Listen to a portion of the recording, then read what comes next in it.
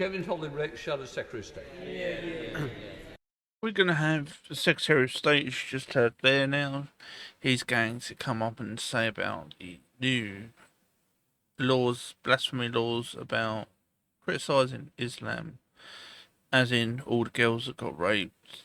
What they've just found out in London, that it could be a bigger scandal than the rest of the country put together. That there could already be up to 5,000 girls abused in London in the last 5 years. And the mainstream media have missed it. And now we have Labour trying to bring in blasphemy laws, which they say they're not, to cover it up. Because diversity and inclusion is more important than your children. Thank you, Mr. Speaker. The chair of the working group for anti-Muslim hatred and Islamophobia, Dominic Grieve, who was appointed by the Secretary of State, has a previously stated preference for a definition of Islamophobia that would shut down talk of religion in cases like the grooming gangs scandal. All other members of that committee, again appointed by the Secretary of State, are adherents of the Muslim faith. In other words, they are all Muslims, if you not understand what he's trying to say. Because some people won't.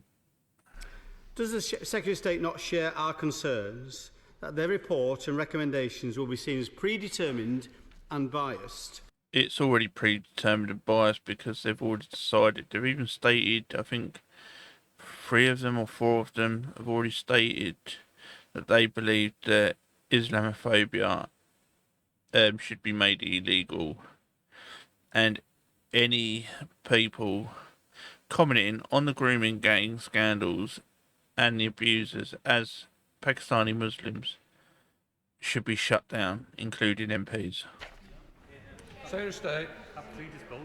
No, Mr. Speaker, I don't. And there's no blasphemy law in this country because the last Labour government got rid of it. There is blasphemy laws. We've seen it. You know, incendiary language, Mr. Speaker, is beneath the Shadow Secretary of State. No, it's not. Kevin Hollingray. Language a reference. No, it's not. Cowards. MPs being cowards is why we've got to the state that we are in, where I think they said, by estimates, 80,000 to 150,000 girls were abused in the UK between 2000 and 2025. Now that we've got this report about London, that could look like the biggest scandal in Britain, that will go up by a lot. People are just estimating at the moment, but it could be up to 250,000 girls since 2000. But like I say, they're just estimates all over the show because no one is actually looking into these problems. I know that, I think it was Liverpool. No, Birmingham, sorry. Not Birmingham. I can't think where it is now. But one of the areas they looked into for a couple of weeks, and they found there was 750 victims and 1,000 suspects. We did that in another story, but I can't remember where it was now. Andy Burnham's area, but he wants an inquiry into that area. They reckon that was just a fast look. So even in that area, you're probably looking at double that or triple that. So, but Labour are trying to cover it up, and he's not even having it, which I've got to give Andy Burnham his credit for that. Being a Labour person, he's pushing for it to be looked into, and he's even been getting pushed back. Available so it can be scrutinised by this House and elsewhere before a decision is taken. Of course they won't. It'll be hidden.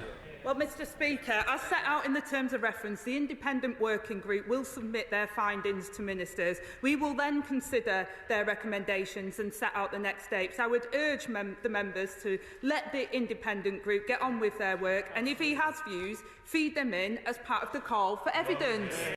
Kevin Hollingray. Hearsay is not evidence. He's asked in an opinion. That is not evidence. But what the police are finding in these areas is evidence. And the problem is that we are just keep getting cover up after cover up. And that's where we are. Have a nice one.